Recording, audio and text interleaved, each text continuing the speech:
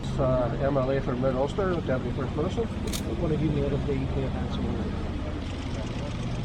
Well, I thought it was very important that we come here to the seat of local government, the Guildhall Square, along with Sandra Duffy and Collie Kelly, two Sinn Féin councillors whose cars were attacked overnight. Collie's car burnt out. Their families clearly intimidated. Collie is a father of young children. His wife is heavily pregnant. And I view these attacks on Sandra and her family and Collie and his family as an attempt to intimidate Sinn Féin elected representatives.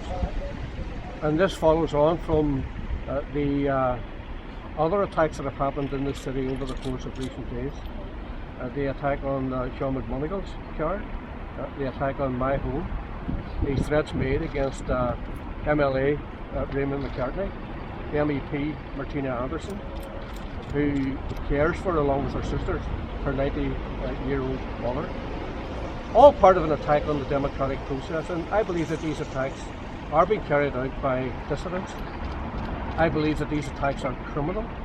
I believe the people who are carrying out the attacks are criminals. And I believe that this is an attempt to affect the democratic process. It's an attack on the democratic process. It's an attack on the peace process.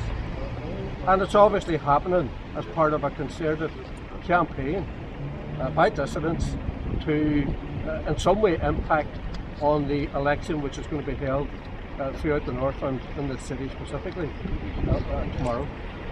So clearly what needs to happen, I think, is that people in society need to come together and raise their absolute and total disgust at the behaviour of these people. As I say, this is an attack on the democratic process. It is an attack on the peace process, and I am asking the people, not just in Derry but throughout the north, to come out and pledge their support by voting in the election tomorrow as a clear repudiation of those who would try to drag us back to the past. What do you think their motivation is in all of this? Well, I think that they're driven by hatred. They're not driven by any political ideology. They're driven by their criminal deeds. They clearly are people who are very bitter, who don't agree with the peace process, don't agree with the Good Friday institutions, which are about power sharing and all Ireland in nature. And I think that they're driven and totally consumed by a hatred of the work that we have been involved in promoting the peace process and driving the peace process forward. They're also opposed to the police, and the police have a huge duty and a responsibility to apprehend those people who are involved in these attacks. What do you say to those directly involved in these attacks? Well, the message is very, very clear.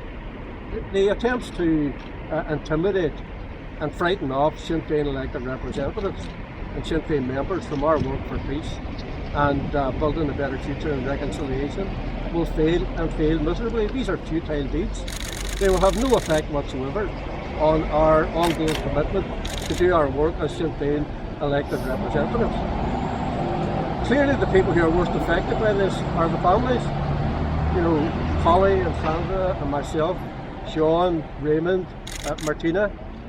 We are very dedicated Republicans and dedicated to the work of peace and reconciliation and building a better future for everyone.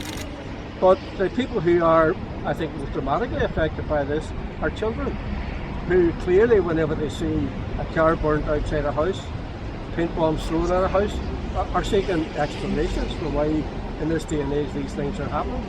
So people need to understand that the attacks that are happening at the homes of Sinn Féin elected representatives, yes, they burn a car, yes, they do damage to a house, but the greater damage is done to innocent children and people who have no connection whatsoever to the work of politics and our work within the peace process. Are you and your party colleagues reviewing your personal security, your day-to-day arrangements in the light of these attacks? We will not be deflected from the work that we have to do to represent the people of this city. I have been threatened continuously over the course of the last particularly 15 years for my work in the peace process. My life has been threatened. I am not going to bow the knee to anyone. We will overcome this.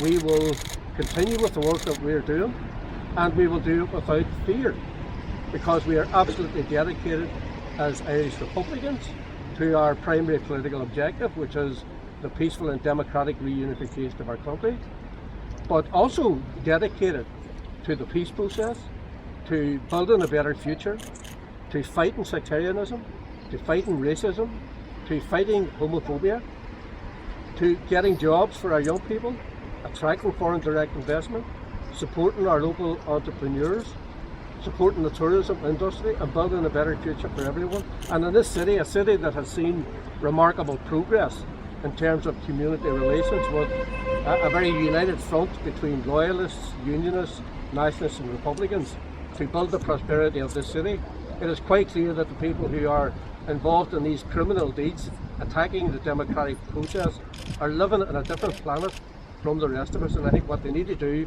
is recognise that they make no worthwhile contribution to life in the city, that there's no respect for what they're doing, and they should desist from their activities immediately.